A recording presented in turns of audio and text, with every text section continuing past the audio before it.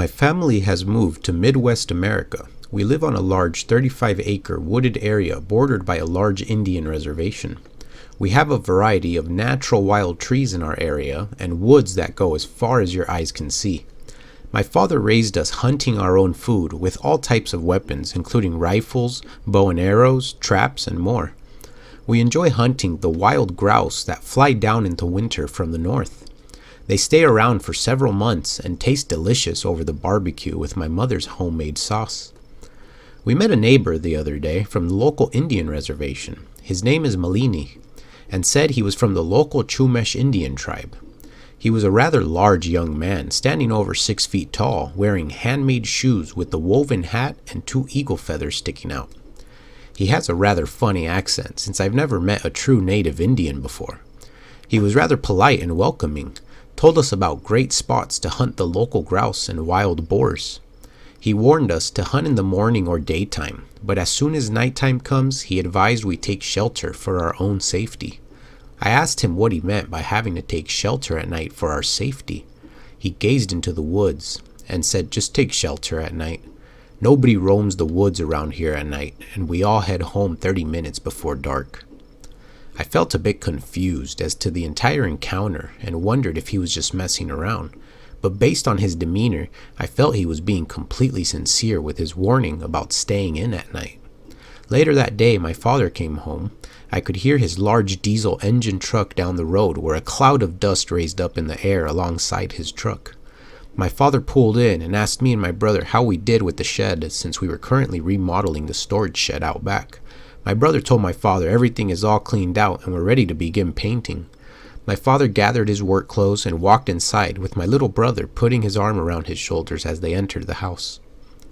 I went to close up the shed and ran inside to have a rinse. I could smell the oven baking bread as my mother shouted at my little brother to go clean up that he smelled like an opossum's nest. My brother ran upstairs laughing at Ma's joke about him stinking up the place and took a long shower.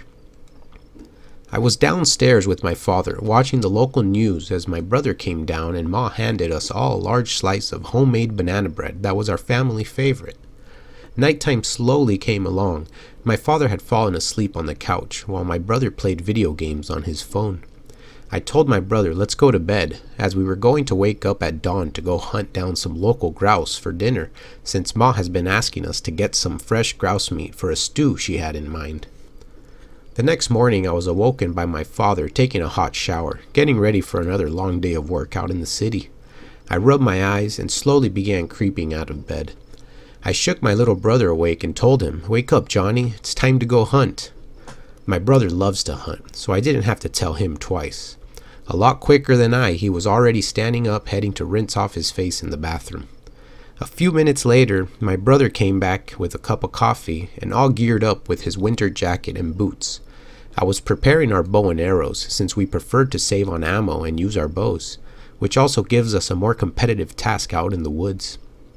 The first light began to shine and me and Johnny headed out walking with some of Ma's homemade banana bread to give us some energy in the morning.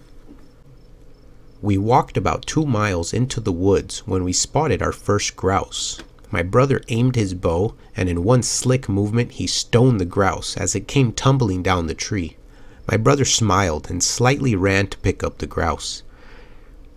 It was a rather large male, weighing almost 5 pounds as he tied it up and began walking down the trail to hunt a few more. Several hours went by and we had both gotten 3 grouse, totaling 6 of them, enough to cook Ma's stew and have some more meat for the coming days. We both turned back and headed towards our house, about a 30-minute walk through the woods, following our tracks in the light snow. About 10 minutes into our walk back home, we heard a whistle in the distance. It was our local friend Malini. He waved at us from a distance and we both waved back as he continued trekking up the mountain, also hunting local meat. We arrived home and our mother greeted us with a large smile on her face, as she saw we had collected fresh meat and she was already preparing her stew, which we arrived just in time to begin cooking dinner. We washed up to help Ma prepare dinner since it would take us several hours for the stew to finish. Father arrived shortly after, fully delighted as he inhaled the smell of Ma's stew cooking on the wood stove in a large pot. My father sat down on the porch looking into the woods. I sat down next to him and wanted to ask him about the local Indian boy telling us we should all take shelter at dark to avoid the woods. As I finished explaining this to my father, he laughed and said, "Don't worry, son. There's nothing out there that can take you down with the fast shot you are." I smiled and felt comfortable knowing my father counted on me to be strong. A few weeks have gone by and it's Saturday night. My father and brother wanted to go for a night hunt and look for some large boars that are quite the pest problem in our area. They are an invasive species and dig up any farming you attempt to do on your land.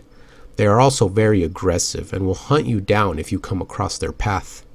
I was a bit worried since the local Indian boy had told us not to venture out at night, but I felt safe knowing my father and brother would be nearby.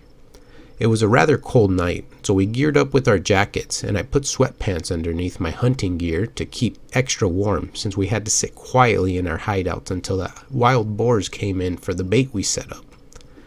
My father grabbed our torchlight and me and my brother had our strong LED handheld flashlights. We also have whistles attached to our flashlights in case of any emergency we can notify each other for help.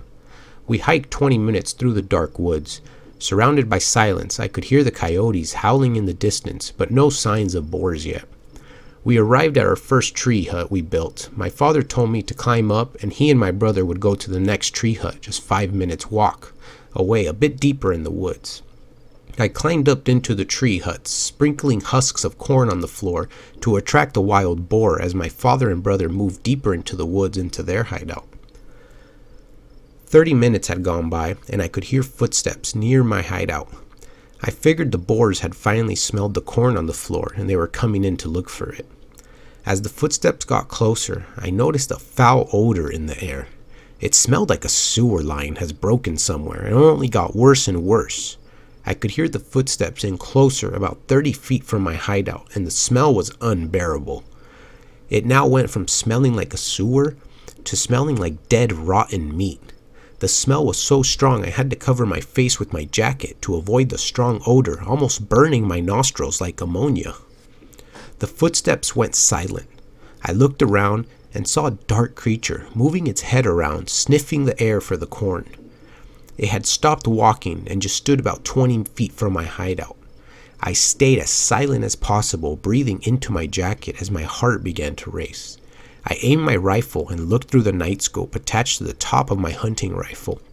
That's when I noticed, this is not a wild boar. It was standing on 2 feet with extremely large, broad shoulders. The smell continued in the air as I sat silently looking through my scope. The creature was looking down at the floor as it picked up the corn husks and began to eat them. I had no idea what kind of animal I was looking at, or if it was even a wild animal.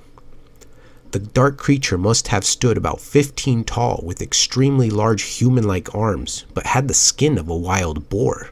At this moment I heard a whistle coming from my brother and father's hideout. This was only meant to be whistled in an emergency. My heart began pounding in my chest as I attempted to stay silent as the creature stood up and looked in the direction of the whistle. In a matter of seconds, the creature took off running on 4 legs towards the whistle of my brother and father. I aimed my rifle to take a shot, but from the fear of not knowing what this creature was, I was in a panic of attempting to reveal my location since I was alone. The whistle stopped, and I could no longer hear the creature's footsteps running off. I quickly gathered my gear and went so fast down the hideout I almost slipped and fell out. I quickly gave chase in the creature's direction in the dark, attempting to get to my father and brother as quick as I can. I was running out of breath as I sprinted towards the next hideout. As I arrived, I saw a flashlight coming from the hideout. It was my brother. He was crying in a panic mode. I shouted, "Johnny, what happened?" In panic voice, he said, "There's something down there. I don't know what it is," and it began climbing my ladder. I asked, "Where's Dad? Why isn't he here with you?" He said Dad forgot his ammo, so I'd gone back to the house to collect the ammo he left on the porch. I climbed up the ladder to comfort my younger brother as he sat in fear, crying with his eyes wide open.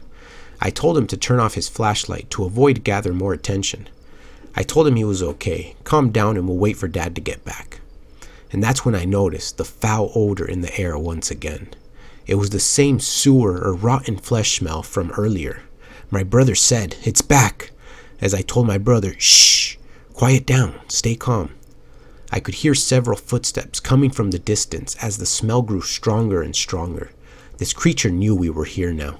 I sent a warning shot in the direction of the footsteps, followed by my brother also shooting another shot in the same direction. The gunfire echoed into the mountains, and then suddenly everything went silent again. All I could hear was the crickets chirping down below and the silence of the wind. I told my brother to gather his belongings fast, that we were going to make a run for it back to the house, that we can't wait any longer for Father to show up. I climbed down first, aiming my rifle into the woods, looking through my scope to get a better view in the dark. My brother jumped down from the hideout and we both began sprinting towards our house. I stayed behind my younger brother since I had my rifle ready to take down any creature or wild boar that may be coming after us. That's when I heard footsteps running behind us. I could hear something gaining distance on us with a dark, weird groan as it was trying to breathe and run. I didn't want to look back, as that would slow me down, so I shouted to my brother to keep running, don't stop, as I could hear the snapping of twigs behind us from the large creature chasing us down. I could see a flashlight up ahead in the distance. It was my father running into the woods as he too heard the whistle from the house. He shouted at us, "What's happening? What's going on?" As we both arrived trying to catch our breath, I told him, "It's behind us. It's chasing us." My father aimed his pistol and said, "What is chasing you, a boar?" I replied, "No, it's not a boar. I don't know what it is, but it's large and I've never seen one of these before." We all began running back to the house with my father trailing behind us, shining his torchlight into the woods. A sigh of relief came upon me as I could see the light on our porch of our house ahead and my dog sitting on the porch waiting for us. We continued running and made it back to the porch. I fell to the ground, attempting to catch my breath since I had never ran so fast in my life without stopping. My brother sat in silence, almost in a state of shock, as my dad was asking why he blew the whistle, what happened. I explained to my father what I saw as he stood there with a confused face, wondering what I was explaining to him. We all went inside and locked the door behind us, leaving the light on the porch to be able to see outside better. It's been a week now since we had the unexplained night hunt. I haven't seen the local Indian boy Malini again to ask him if he knew anything about what we encountered in the woods. My father said we won't be doing any more night hunts from now on and to go out to hunt early mornings and get back by noon. To be honest, I'm afraid to go back in the woods even during the daytime. I don't know what's out there, but it's not your ordinary wildlife we have been told about.